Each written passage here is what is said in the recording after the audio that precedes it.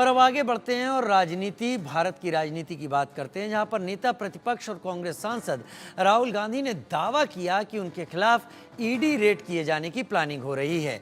राहुल ने गुरुवार देर रात करीब 1:52 पर एक्स पर एक पोस्ट की और दावा किया। उन्होंने लिखा कि 2-in-1 को मेरा चक्रव्यूह भाषण पसंद नहीं आया। ईडी के अंदरूनी सूत्रों ने मुझे बताया कि मेरे खिलाफ रेड की योजना बनाई जा रही है। मैं ईडी अधिकारियों का बाहें फैलाकर इंतजार कर रहा हूं। चाय और बिस्किट मेरी तरफ से। दरअसल राहुल ने 29 जुलाई को संसद सत्र के दौरान लोकसभा में बजट भाषण दिया था। इस दौरान उन्होंने बजट की तुलना महाभारत के चक्रव्यूह से की। उन्होंने कहा 6 लोगों का एक ग्रुप पूरे देश को चक्रव्यूह में फंसा रहा है। ये 6 लोग नरेंद्र मोदी, अमित शाह, मोहन भागवत, अजित डोवाल, अडानी और अंबानी हैं। राहुल ने यह भी कहा कि चक्रव्यूह का दूसरा नाम पद्मव्यूह है, जो कि कमल के फूल की शेप में होता है। इसके अंदर डर और हिंसा होती है। दरअसल राहुल गांधी इस बहाने से हमला बीजेपी पर कर रहे थे और उसके साथ साथ बीजेपी से जुड़े उन चेहरों पर जिनको राहुल अपनी राजनीति के केंद्र में रखते हैं। लेकिन शायद पहली बार उन्होंने राष्ट्रीय सुरक्षा NSA के ऊपर हमला इस बयान में किया है। उधर राहुल के दावे पर बीजेपी ने जवाब दिया। केंद्रीय मंत्री गिरिराज सिंह ने कहा, यह देश का दुर्भाग्य है कि राहुल गांधी लोकसभा में विपक्ष के नेता हैं। वो संसद के अंदर झूठ बोलने के साथ साथ बाहर भी आकर दुष्प्रचार करते हैं।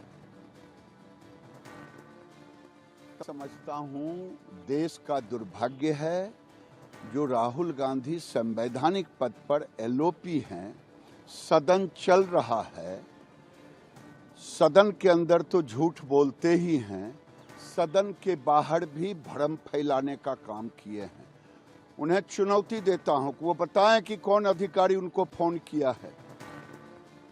ये शर्मिंदित हैं, दुनिया से जात का पूछते, अपना जात बचाने से भाग रहे हैं। ये शर्मिंदित होकर के दुनिया में भ्रम फैलाने का काम, इससे बड़ा झूठा कोई आज तक LOP नहीं पैदा लिया है। उधर निर्दलीय सांसद पप्पू यादव ने कहा कि राहुल गांधी ईडी CBI से डरने वाले नहीं हैं। पूर्णिया से हमारे साथ सांसद पप्पू यादव जी बात करने के लिए हैं। पप्पू यादव जी, राहुल गांधी ने नेता प्रतिपक्ष होने के नाते आज ट्वीट किया और कहा कि जिस तरह से उन्होंने सदन के भीतर चक्रव्यूह वाला बयान दिया था, उसके बाद उनके पास ये जानकारी है कि ईडी उनके पास पहुंच सकती है। ईडी की कार्रवाई जो है वो राहुल गांधी के खिलाफ हो सकती है। इस बयान को आप किस तरह से देखते हैं? देखिए, पहले भी कई कार्रवाई हुए हैं।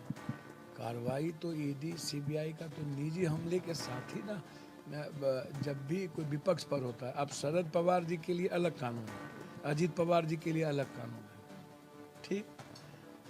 जगन के लिए चुनाव के पहले कुछ और कानून था, चंद्रबाबू नायडू के लिए कुछ और कानून हो गया। इसी तरह नवीन जी के लिए अलग कानून हो गए। ममता दीदी के लिए कभी कानून बदल जाता है, कभी कानून बन जाता है, अलग हो जाता है। कभी नीतीश जी के लिए कानून बदल जाते हैं, कभी बन जाता है।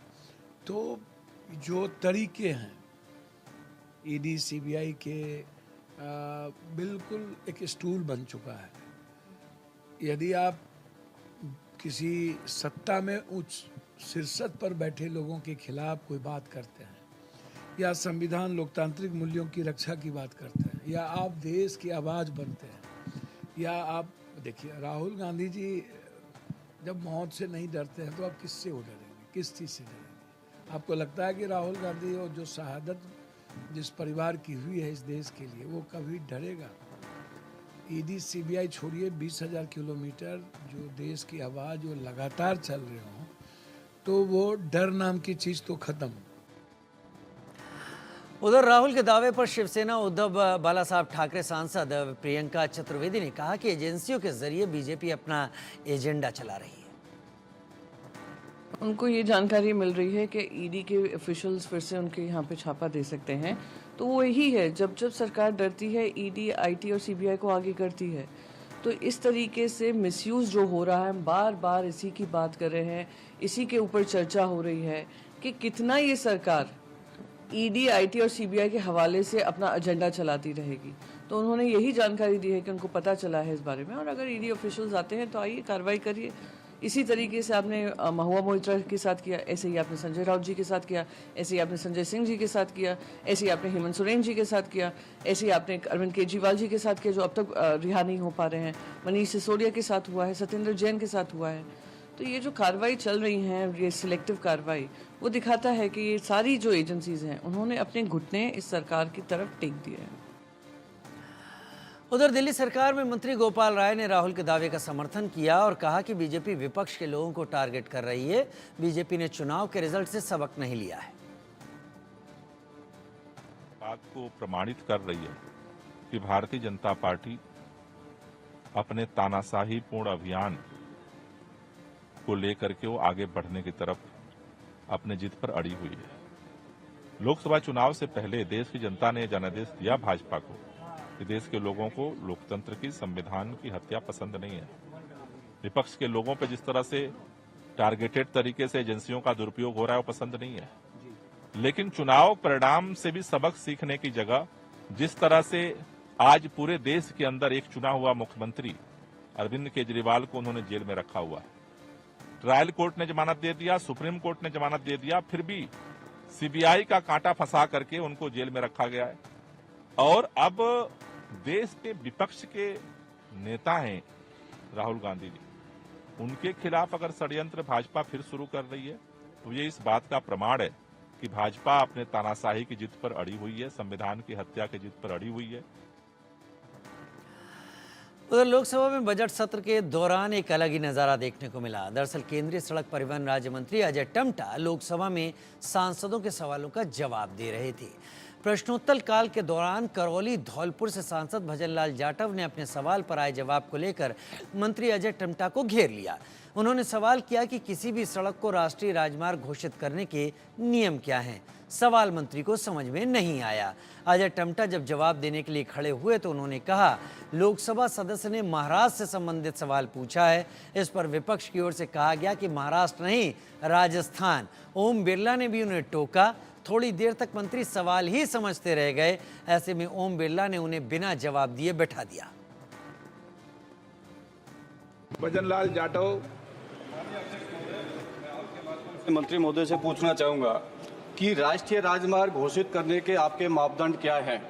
हाँ, तो मेरे संसदीय क्षेत्र के अंदर 3 तीर्थ स्थल है और मुंबई एक्सप्रेस वे से पिनान से लेके महुआ, महुआ से लेके करौली और करौली से कैला देवी आप राष्ट्रीय राजमार्ग घोषित करने का विचार रखते हैं क्या? आप पीडब्ल्यूडी मंत्री रहे हो ना, जानते हो कैसे घोषित होता है। सर, मापदंड, इसलिए मापदंड पूछे मैंने। जी महोदय, माननीय अध्यक्ष जी, माननीय अध्यक्ष। हाँ बताएं। कि माननीय सदस्य जी ने महाराष्ट्र से संबंधित प्रश्न पूछा है। महाराष्ट्र से संबंधित नहीं पूछा, अपने उन्होंने पूछा राष्ट्रीय राजमार्ग को घोषित करने की क्या नीति होती है। उन्होंने कुछ क्वेश्चन में ऐसा किया था, मगर उनको मैं राजस्थान के बारे में भी जानकारी, राजस्थान के बारे में नहीं पूछा उन्होंने। नहीं, अपने लोकसभा के बारे में जानकारी ली है। अरे और जो इन्होंने एनएच के बारे में पूछा है, मैं अभी उसका आंसर आपको। प्रश्न उन्होंने ये पूछा है कि राष्ट्रीय राजमार्ग घोषित करने की क्या नीति होती है। महोदय, चूंकि एक मिनट, चूंकि जिस प्रकार से 2014 के अंदर माननीय अध्यक्ष जी लगभग 91,281 मोटर एनएच थे और माननीय प्रधानमंत्री जी के कार्यभार ग्रहण करने के बाद 1,46,126 किलोमीटर एनएच बना है। Question number 144 please, question number 144 Vaijayant Panda ji.